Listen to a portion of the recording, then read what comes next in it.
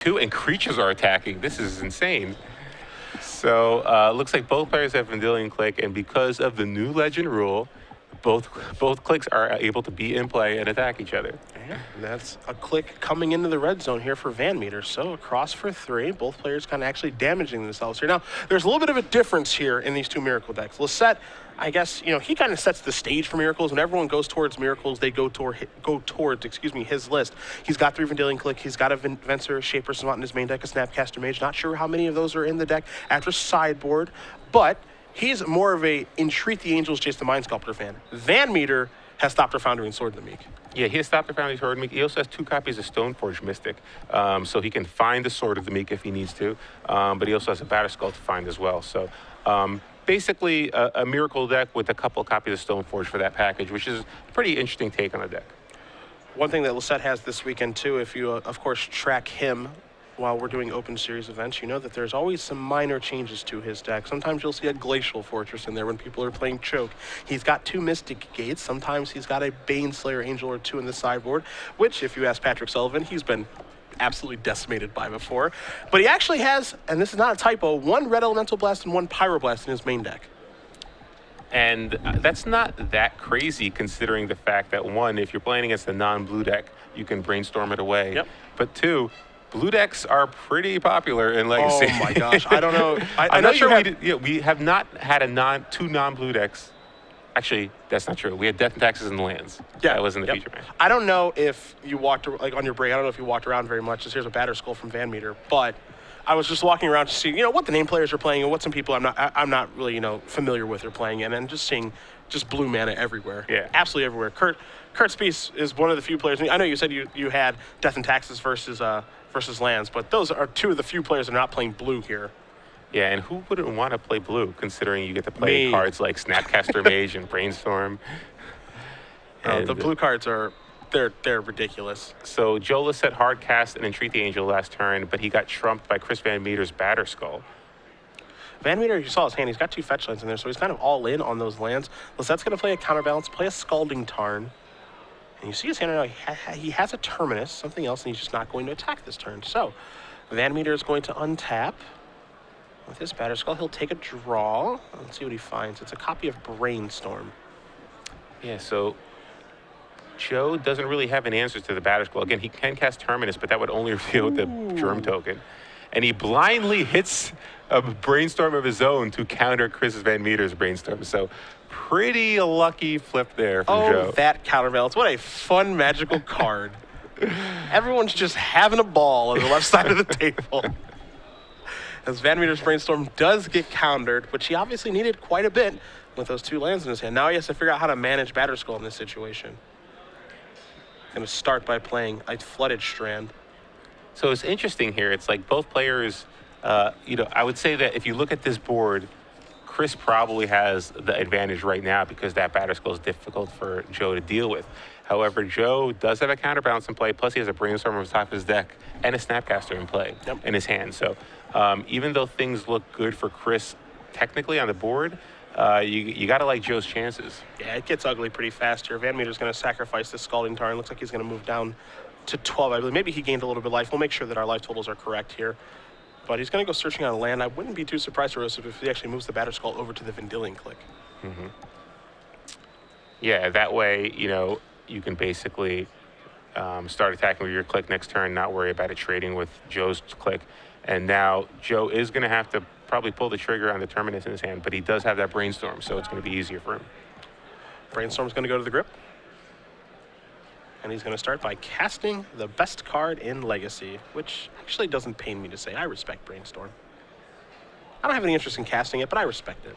Wow, so he hits a Flooded Strand, a Sensei Divine on top, and another Brainstorm. So great hit there.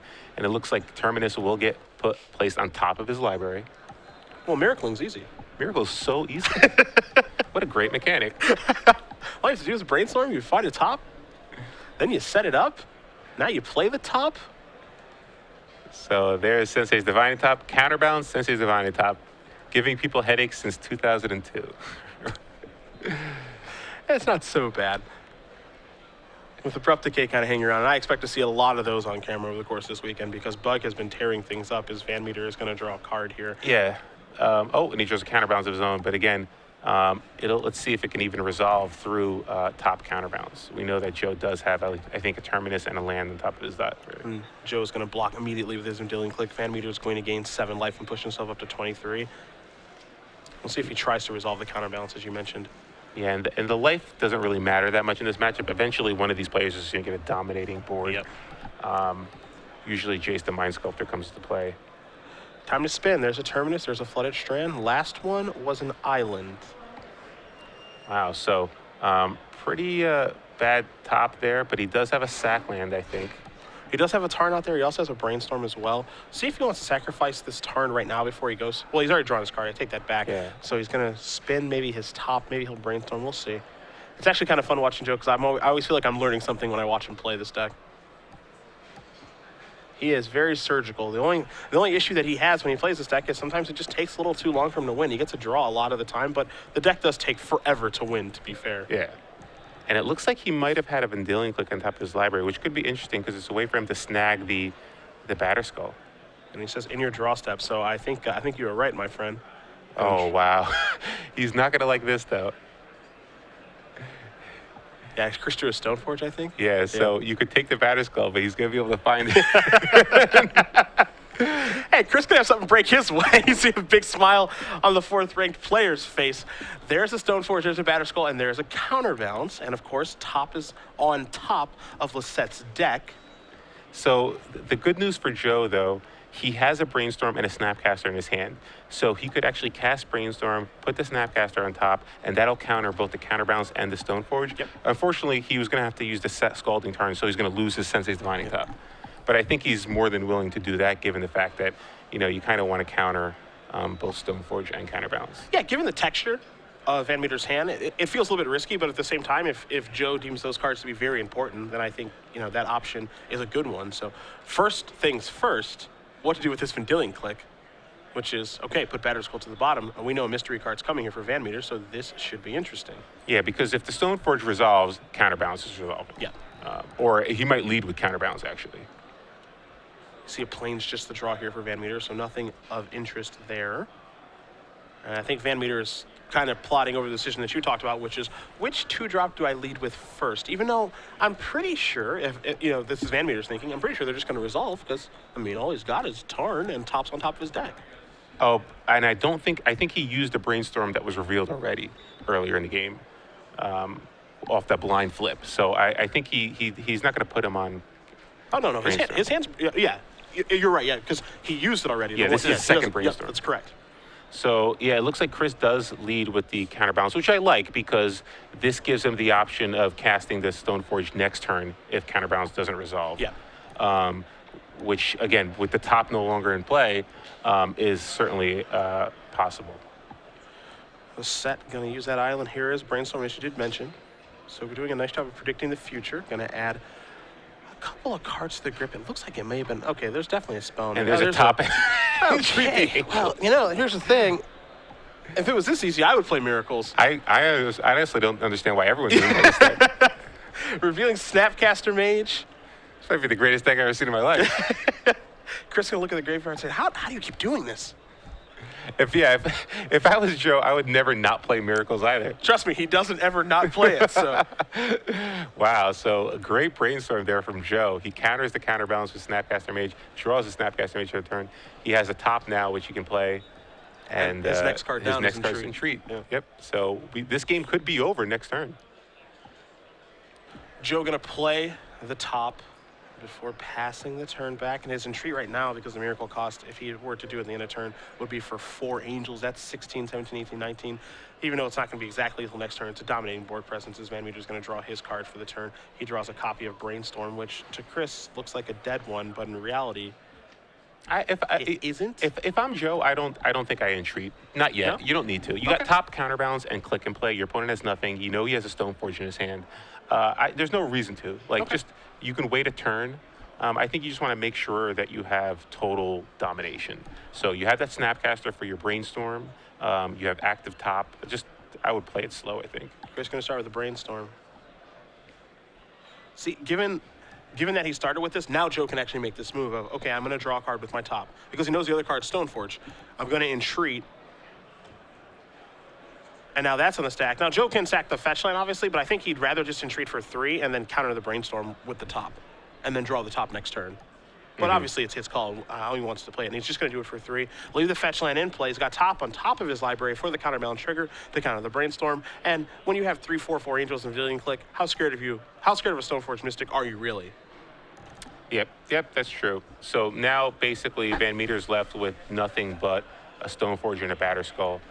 He'll be able to get both in play potentially this turn, but yep, I'm with you. It looks like he's just going to go for it here, and he's going to have basically Chris on a two-turn clock. Now, my question here is, what kind of backdoor outs does Chris have? Like, you know, if he's going to cast Stoneforge Mystic now because he knows that he can, the big question now is, does he go get Batterskull, or does he still have Sword of the Meek in his deck to be able to find Thopter Foundry? Because Thopter Foundry plus Sword of the Meek actually does a nice job of fogging this stuff. Yeah, I think if he has it in his deck, he's going to go for it. Yeah, and he's already gone by the Batterskull, which is obviously the bottom card of his deck, and now there's the Sword.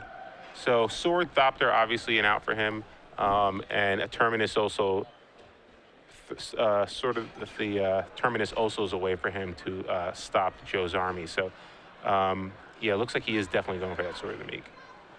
And since the Stoneforge resolved, the Sword of the Meek should probably resolve as well right now. And there is the Sword. Banned in Modern.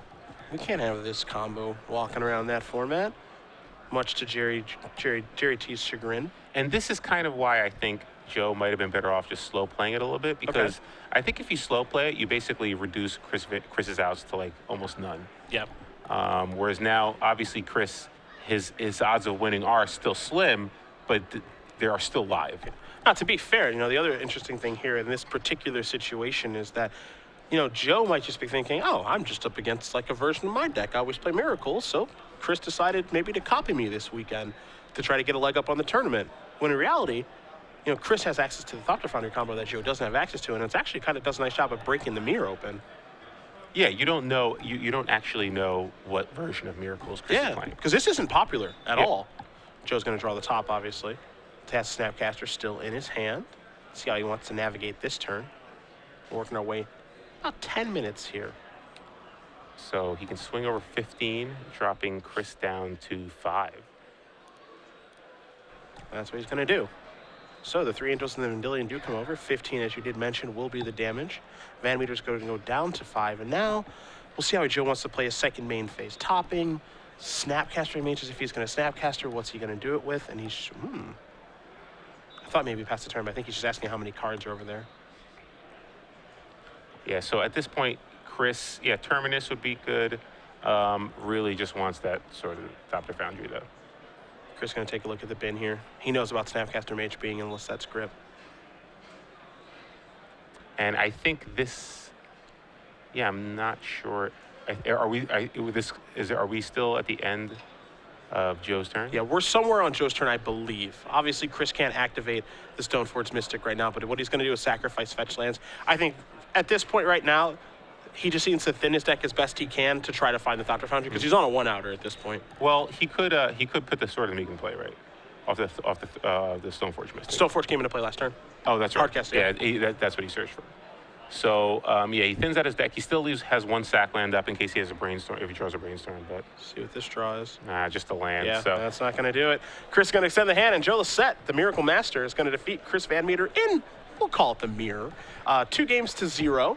Maybe teaching CVM a little lesson here. Well, one of the key cards there was Entreat the Angels, and that's something that Chris does not have access to in his deck. So one of those really, I kind of like having at least one copy if you're going to play this type of deck, just because later in the game, it's a way for you to close the games out really quickly. I was going to mention that, and you already did it for me, closing speed, which is a huge deal for this deck. And also, there are other things that Entreat does a really nice job of, too. When you're playing against Miracles, you always have to be cognizant of that card coming. Maybe it changes the way that you have to attack or maybe play the game, because at any moment, bang, Angels could just be coming into play. Yeah, and obviously, Terminus is a card that can kind of keep that card in check. But again, I'm with you. It's one of those things, especially with Vendilion Clicks getting thrown around. Suddenly having to deal with 4/4 instant Angels. It's going to be tough for any deck to deal with. And we can't forget either, the casting cost on Entreat the Angel certainly does matter. It gives you a 3-mana spell for counterbalance. Yep. So there are a lot of things that card does for the deck. It also closes out games pretty quickly, as Joe Lossett does win this one 2-0, 2-0, excuse me. Doesn't go to time for once in his life, but that's what next round's for. So